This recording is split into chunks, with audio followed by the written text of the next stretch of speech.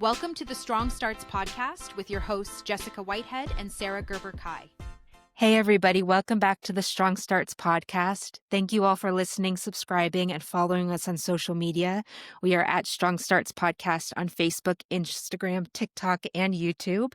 And we've been having a lot of fun on social media with everyone, so we thought we'd have a little bit of fun on the podcast.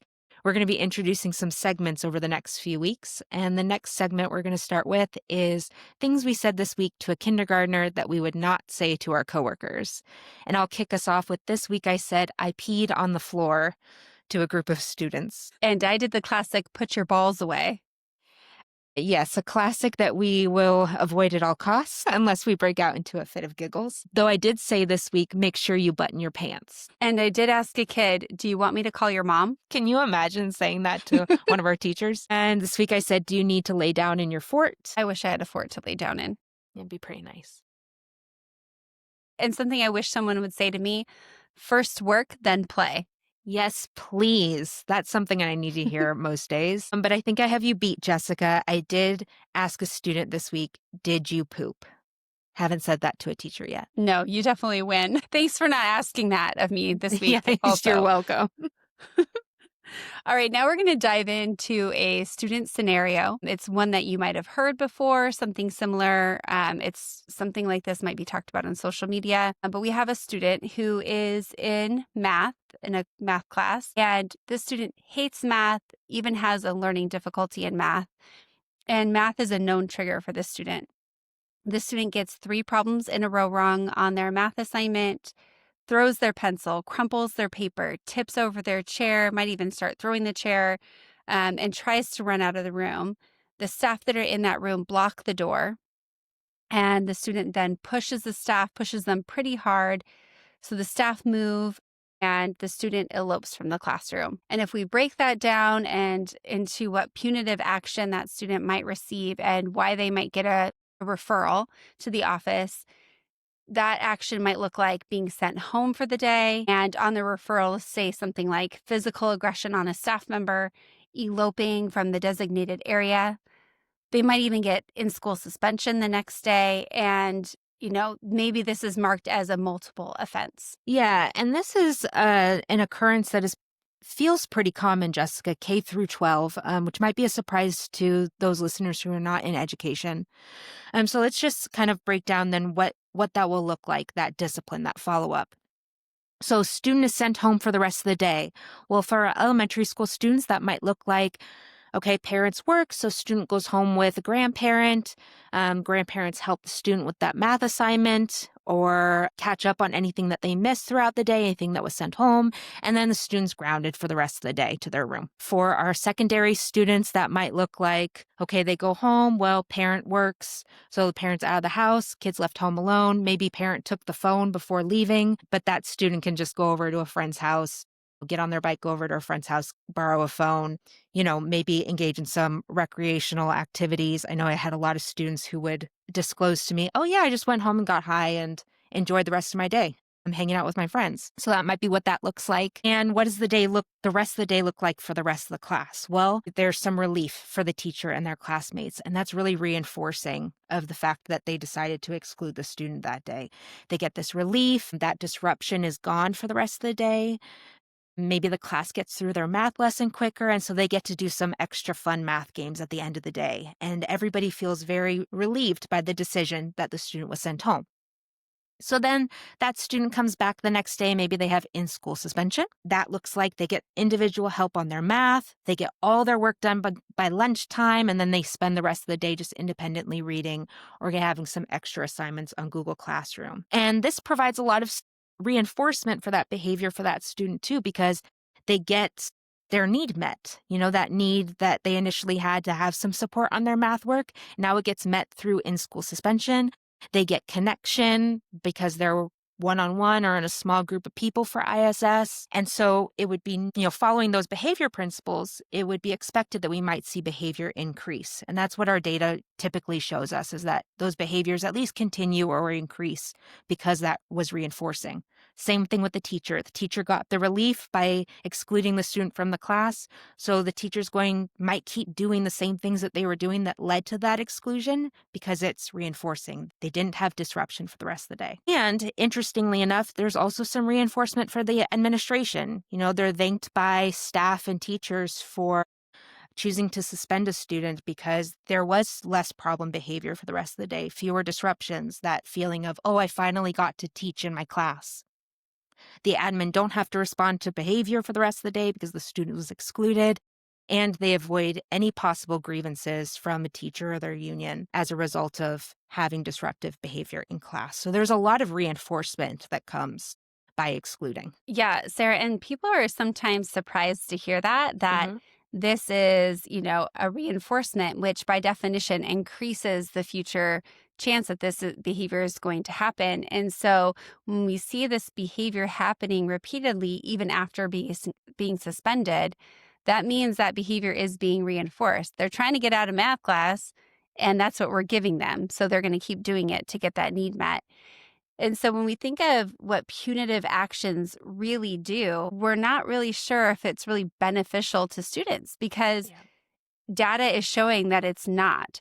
And so when we look at Hattie's meta-analysis and his effect sizes, the study that he did, suspension and expulsion has a negative effect size for students. Mm. There's typically an increase in problem behavior. We sometimes see short-term compliance. So this action happens, they get ISS, they might come back to class, and we might see this period of time where they comply, but then they revert back. We also, in students who have been suspended and expelled, there's a higher likelihood of arrest and incarceration. And what they found is all students who attend schools that have higher suspension rates are at greater risk of arrest and incarceration. Harvard finds that these students have a 15 to 20% higher rate than students at schools with policies that lead to lower suspension rates. And the factor that really stood out in the Harvard study was that leadership was really what made the difference and affected the policy behind suspensions and expulsions. We also tend to see learning loss. And when we think of FAPE, which is free and appropriate public education, we have to really evaluate, are we denying students that education while they're receiving these exclusionary practices? And people who were suspended or expelled early in childhood were found to have lower cognition and increased problems with memory and attention in their mid-adulthood years. And So these are all, really, sorry, these are all just really interesting. So I was really interested when you said, Jessica, about the arrest and incarceration rates in particular, because, like we typically hear folks say, oh, well, what about the other kids in the class? Don't they deserve an education? Don't they deserve to learn? And the fact is, the research shows us that all students have increased risk of arrest and incarceration if they're in a school that just has a greater likelihood of suspending students. Doesn't matter if they themselves had ever been suspended or expelled. And so, when we are trying to think about our entire school community, we have to consider what the research says, that actually suspensions and expulsions can have negative effects on everybody. yeah, and that was interesting to me too, is it's not just the student being suspended, it's what the environment is telling people. And it makes us think, if we are pushing students out of school, what are we pushing these students towards? Right? So are we pushing them towards a negative environment at that time? What are we pushing them towards in their future? And what are we exposing other students to? And it really brings forth this idea of, belonging and what we're teaching students in the classroom as well. And punitive actions aren't really that black and white. We want them to be, right? We want to say, oh, this happened, so we get this. We want this to be this cut and dry, and do we want this for that? If the student punches, should they just receive ISS no matter what that punch is for, no matter the context? We get asked, and we hear teachers asking or staff members asking, do we have rubrics for this? Is there a matrix? What is the discipline plan? What is the protocol for our school, our district?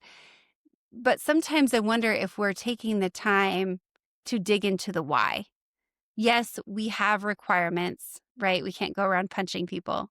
But are we digging into the why and what needs are being communicated, what needs are being met or not met? And do we slow down and do we think what effects we're having when we do these practices? And Sarah and I aren't sitting here giving permission for this problem behavior to just occur. Oh, yeah, let the problem behavior occur and don't give consequences. But I think what happens is it changes when we look at it through a different lens.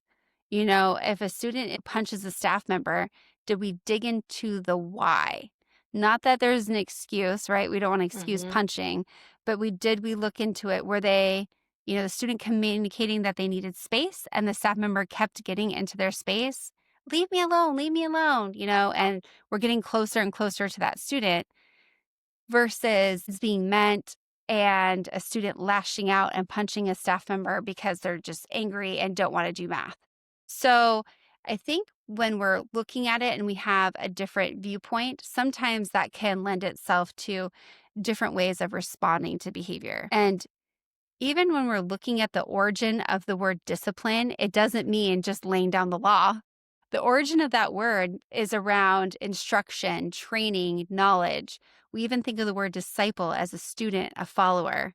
And so when we think of what discipline should be and what consequences should be, there should be this focus on teaching, right? And this focus on how we help people become better. Well, and that brings to mind, yeah, it is really messy. I mean, the work of human behavior and teaching, cause and effect, and choice and consequence, it's all very messy. And there's a lot of different lenses on it. And you're right. We're not saying it's all cut and dry.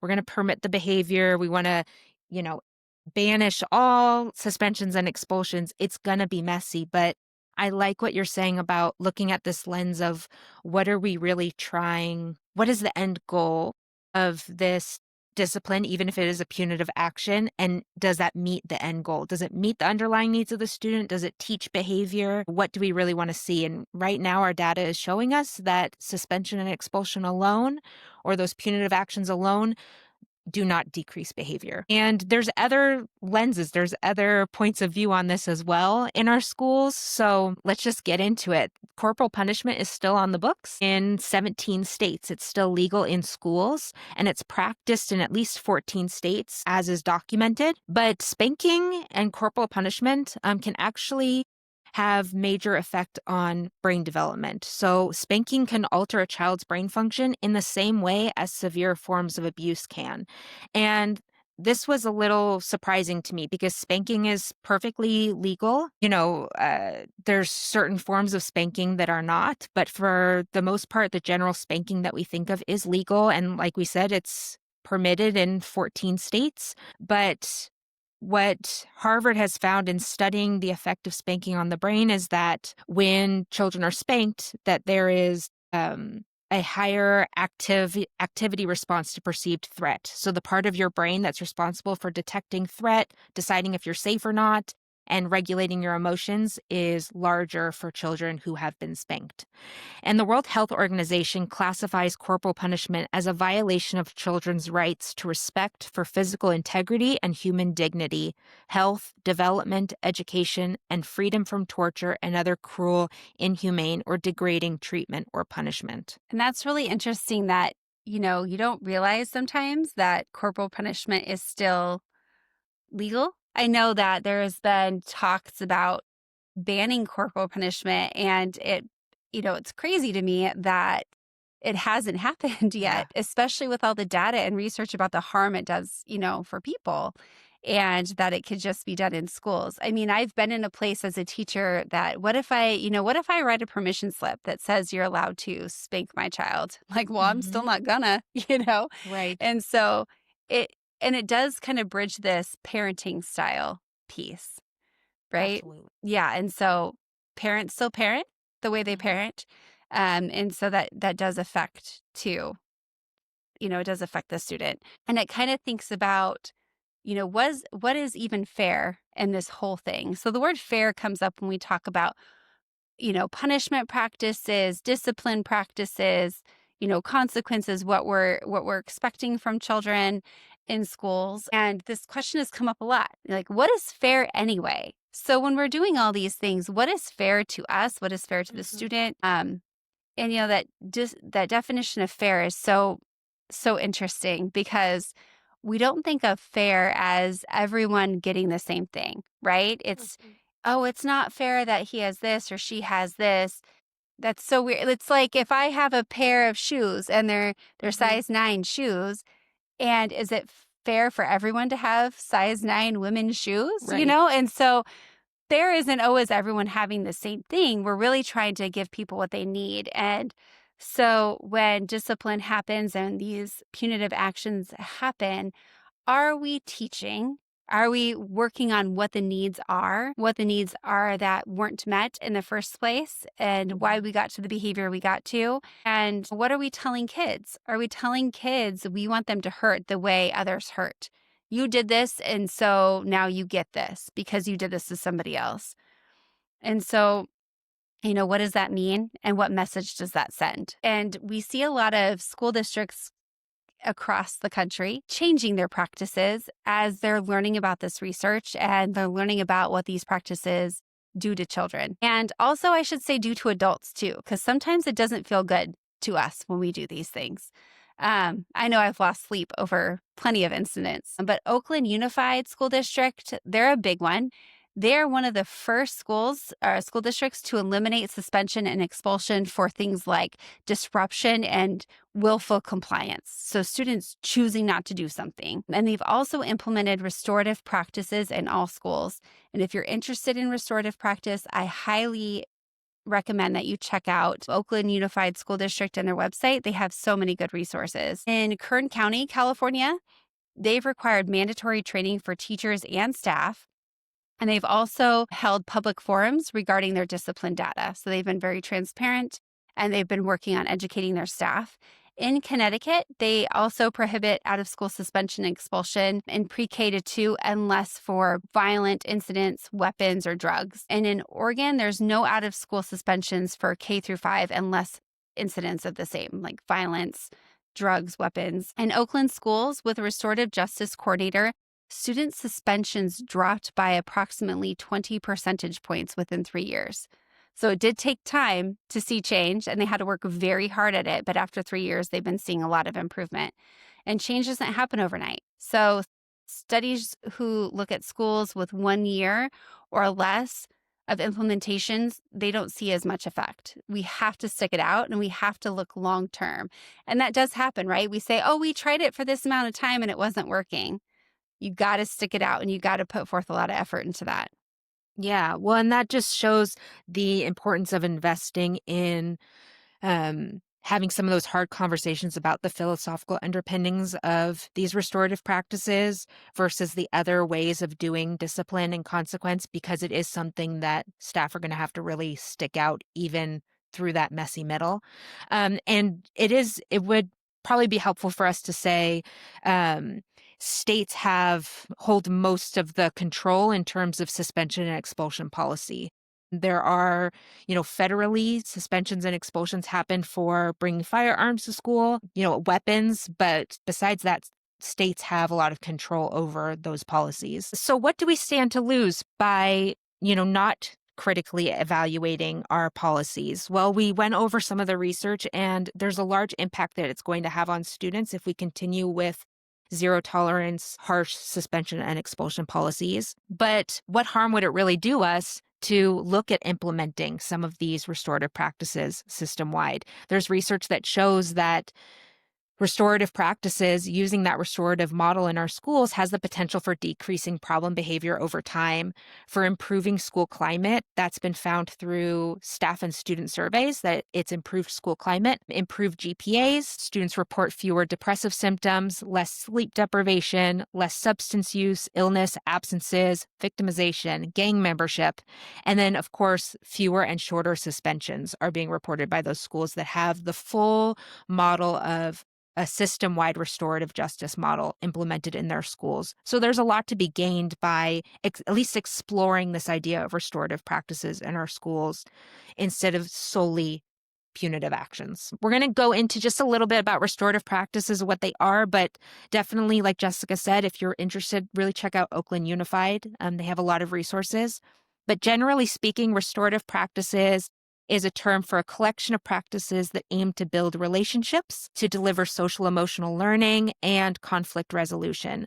This can include practices like having a restorative conference with a facilitator when there was a conflict between two people or a small group, holding restorative circles in a classroom. So that's a circle with the whole classroom to improve culture and climate in the class, and doing restorative reentry meetings when there has been a suspension or an incarceration to bring students back into school. And then just overall, there's community building practices that are embedded throughout the school that has implemented restorative practice. And best practice is to have those practices embedded into your policy and at every tier of intervention. So if your school has a multi-tiered system of support, you would see those restorative practices at each tier, and then your school's policies would reflect that. And Sarah, you're so right with that, because I know when you and I are working together on some of these restorative pieces, we've seen a lot of improvement with students and how they're talking about their behavior, how they're reflecting on their behavior, and even in the early years. I mean, we're talking about kindergartners being able to do this, and we even have been able to dive into behavior mapping, and we have some kids that are pretty good at it once they're regulated. We talk about what their problem behavior was, or what the problem was, and what their problem behavior was as a result. So this happened, and because of this, I did this. And because of what I did, this is how it made people feel. But then we flip it around and say, okay, that's what happened. Now, what could you have done differently? And we walk through that.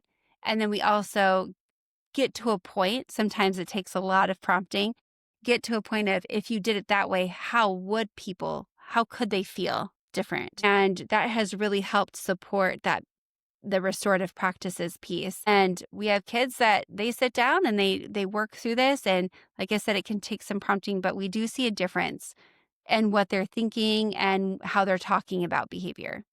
Yes, absolutely. And while you were describing that, Jessica, it was just making me think like how meaningful it would have been as a young person, if I had ever felt bullied or singled out or targeted by anybody at school, if instead of just seeing them, taken out of class for a little while, if they actually had a dialogue with me and I was able to tell them how it made me feel. And then I actually had the experience of somebody recognizing that and owning up to their part in that and trying to make amends. And it just on the face of it even feels more meaningful. But you're right. We've seen that with students who've had restorative conferences after there's been injury in a relationship. And it can be a very powerful thing, even from a young age. So, but it does get messy, like we said. And, we can see both sides to this conversation. I guess many sides, there's many sides to it, but just the sides that are proponents of suspension and expulsion and other exclusionary practices as a way to be able to kind of teach a lesson to students and make the school community feel safer. We understand that. We understand that point of view. We also understand the point of view of taking a more restorative approach, trying to bolster classroom climate and culture. And so we don't think that there's a black and white to this. I don't think that it can be all or nothing. But let's just take one scenario of what this might look like if we are going to embed some restorative practice into our work. Let's say a student punches a teacher. Again, believe it or not a very uncommon scenario in schools. And the student is suspended.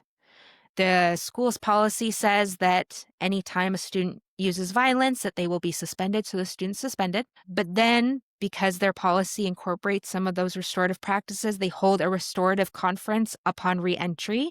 And the teacher is present, the student is present, and somebody who can advocate for both the teacher and the student are present as well, because these things can get pretty emotional pretty quickly. And then there's a facilitator who's trained to have these kinds of conversations, these conferences. And so they're able to talk and repair and come to an understanding of what it is that the student was needing, but what the teacher was needing as well, so that they can hopefully repair and move forward and try to help meet needs in a preventative way. And then all the students who were affected by seeing that happen, they all get to come together with the student who was suspended and have a restorative circle so that they can also express how it made them feel.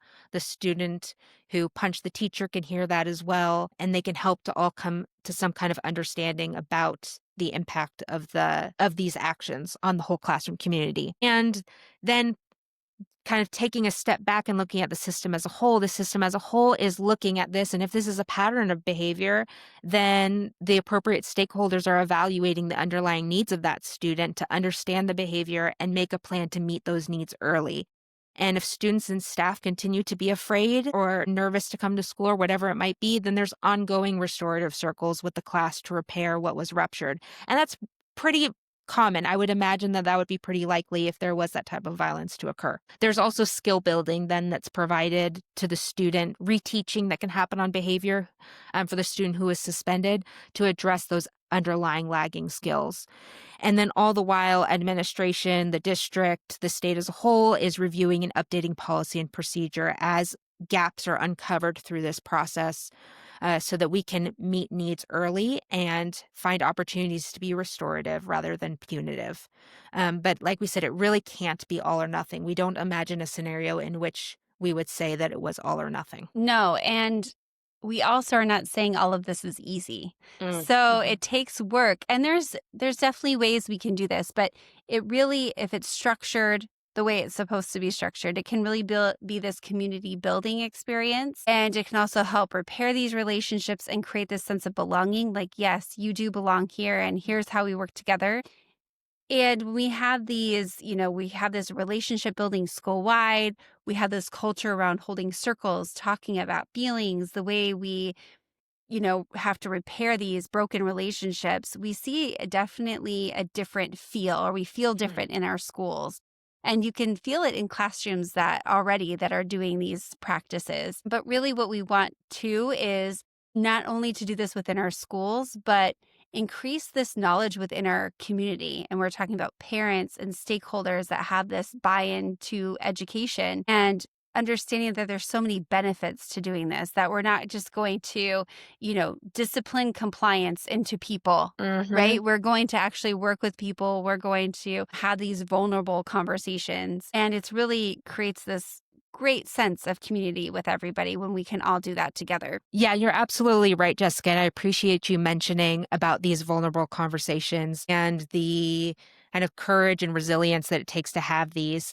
So on that note, we thought that we'd end with another segment where we can talk about what we're going to do for our own personal regulation, which of course will help us to become more resilient, to be able to have these difficult conversations. So Jessica, what are your weekend plans for some adult regulation this weekend? Well, I know it sounds a little dorky, but some of you might relate. I'm going to be building moss poles for my plants. I'm probably taking some walks outside. You got to get that fresh air. But also, don't tell too many people, but I'll also be playing Halo this weekend a little bit. Well, I hate to break it to you, but you just said that on a recorded podcast. So I think it's going to get out. I think word's going to be out.